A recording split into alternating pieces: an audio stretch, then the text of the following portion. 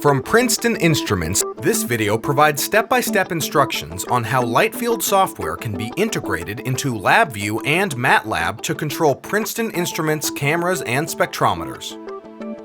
Researchers working on complex experiments regularly require integration of hardware and software, often from different vendors. Though LightField has rich functionality to acquire and analyze data, we understand that it's sometimes desirable to have unified command and control from software packages like LabVIEW and MATLAB. With a built-in functionality for this purpose, LightField allows you to acquire data directly into your favorite software package.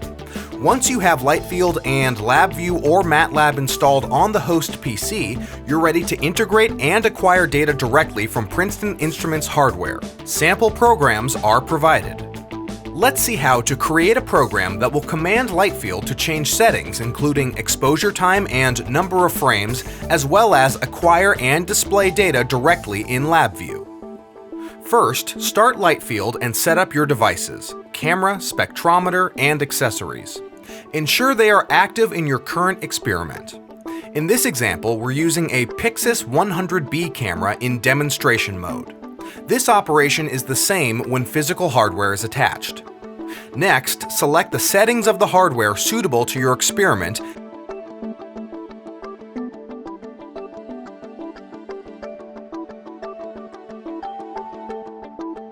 and save the experiment. In this case, we call the experiment Demo.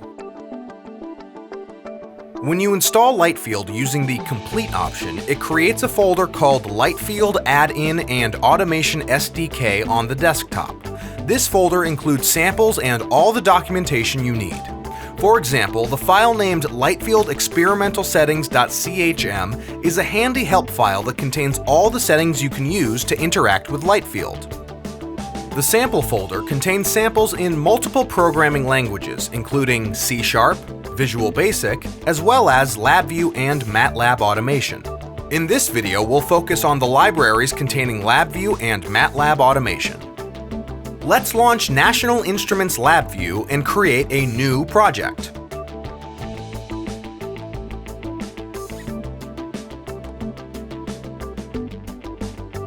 Go to the Samples folder on the desktop and navigate to LightField Automation LabVIEW folder. Drag and drop LightField Automation.lv class into the LabVIEW project. Now you're ready to create a new VI and begin developing your application.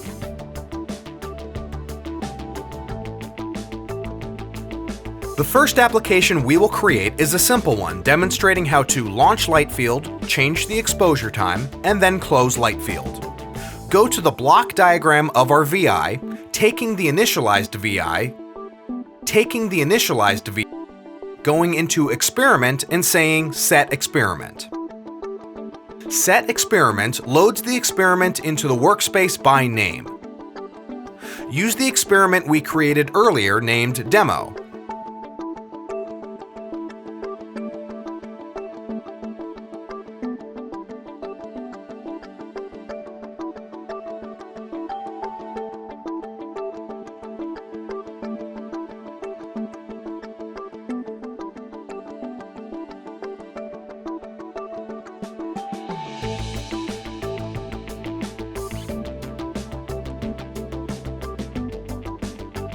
Set the exposure time found under CCD. Create a control for the exposure time and a control to stop the application. Finally, bring over the LightField close. That's all there is to it. You've developed your first LabVIEW application to control Princeton Instruments' hardware. Set the exposure time to 1 second. As soon as you hit Go, LightField begins to initialize, loads with an empty workspace, and then loads the demo experiment. Notice how exposure time changes in LightField as you change the settings in LabVIEW. This is a very simple application that changes the exposure time. Once you've done this, you can see that with just a few sub-VIs, you can now take entire control of LightField.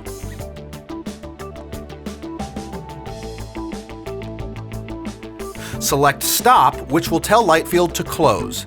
Disconnect all hardware and shut down.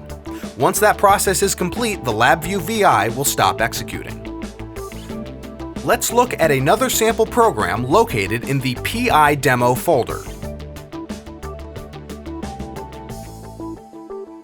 It has a simple window with an intensity graph. We have our experiment time, experiment name, and a few buttons that we can use. Let's go ahead and start it. You'll see LightField start. This application was written so that it would not load the experiment on startup. Once you select Load, it will tell LightField to load the experiment named Demo. Note the 100 milliseconds of exposure time matches the experiment in LabVIEW. When you change it, notice how it changes in LightField as well.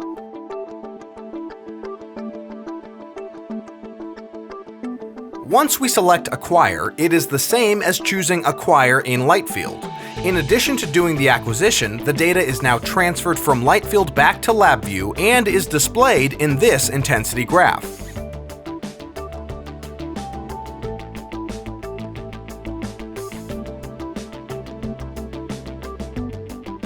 Additionally, we can automate live or focus operation. We can do this using the button called Preview.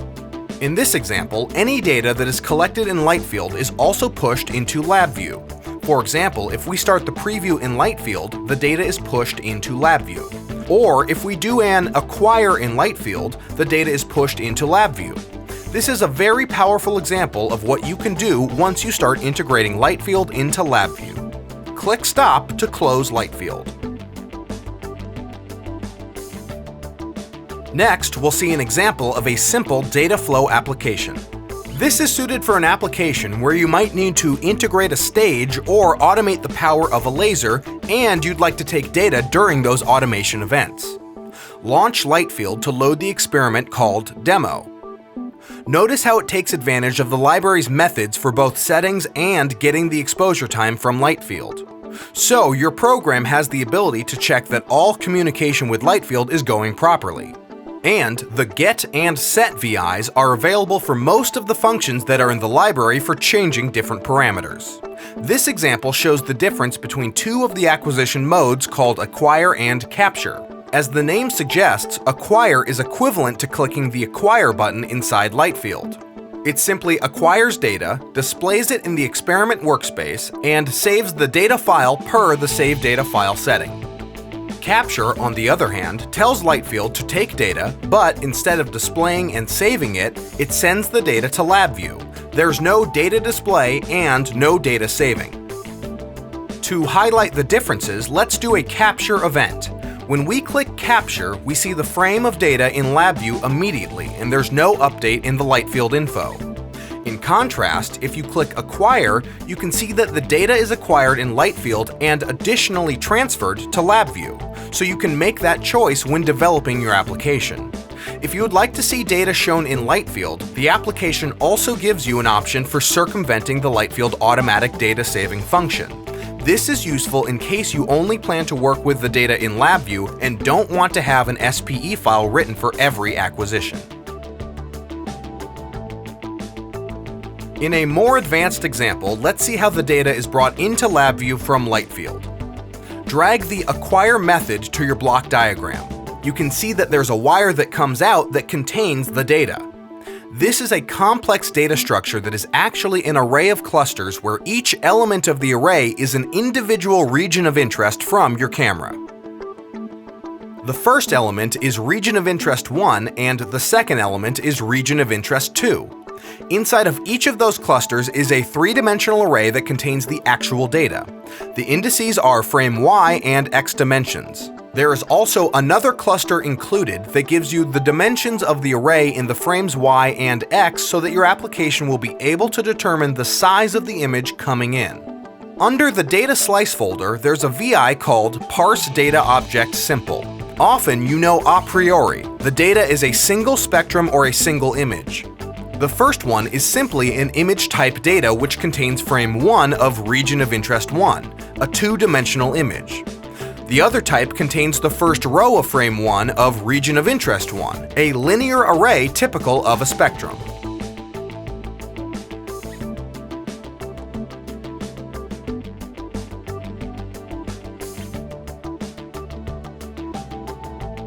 Feel free to review other samples provided and use them to customize your LabVIEW application. LightField also has a built-in feature to integrate with MATLAB applications. You can command LightField and acquire data directly into MATLAB. Just start with the supplied sample applications. Go to MATLAB Automation folder and notice there are two .m files, setup.lightfield.m and setup.lightfield-environment.m. They contain all of the code for setting up all the .m assemblies for preparing your MATLAB environment. There's also a LFM.m, which contains a MATLAB class similar to the LabVIEW class for commanding LightField from MATLAB. Launch MATLAB.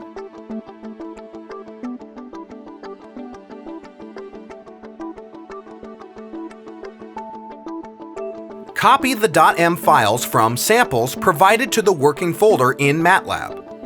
Once they are copied, you can start by typing setup to set up the LightField environment.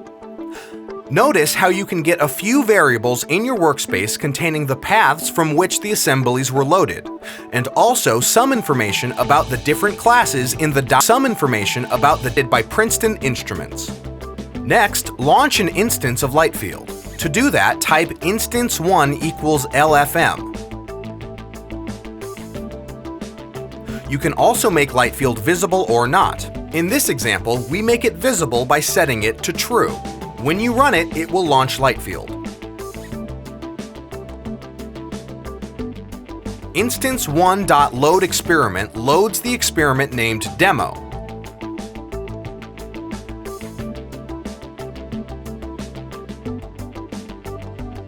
To change exposure time in milliseconds, simply type instance1.set_exposure. Set number of frames to 10.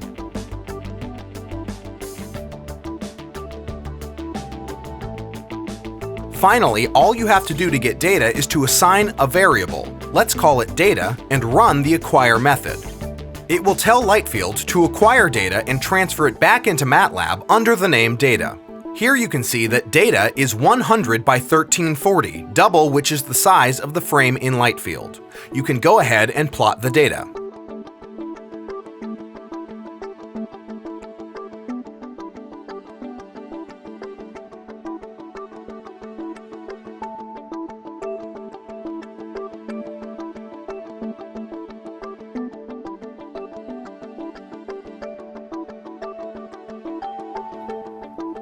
The way that the MATLAB library handles the data is different from the way LabVIEW does.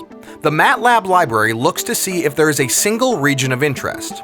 If so, it sends back an array that is the suitable size to contain the data for the region of interest only. If there are multiple regions of interest, set multiple regions of interest so that we have two regions of interest.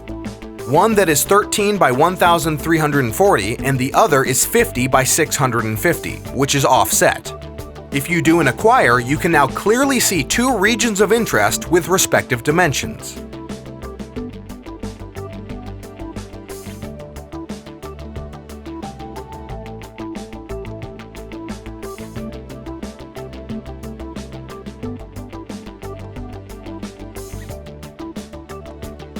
That's all there is to starting to develop a simple application with MATLAB.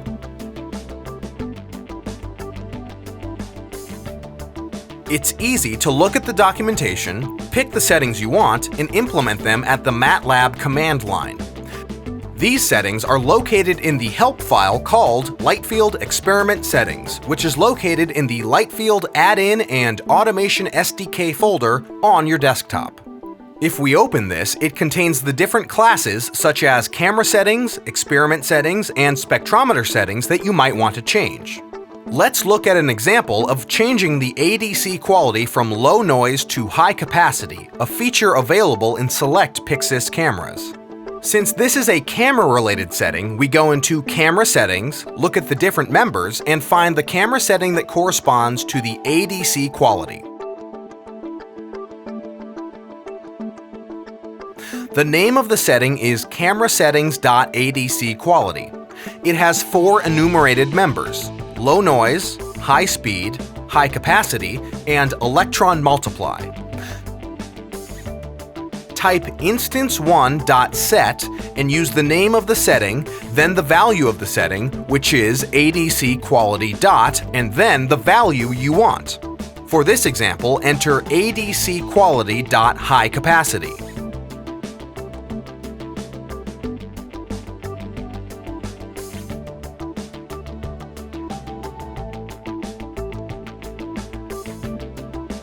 When you run this, you should see the quality of the ADC conversion change.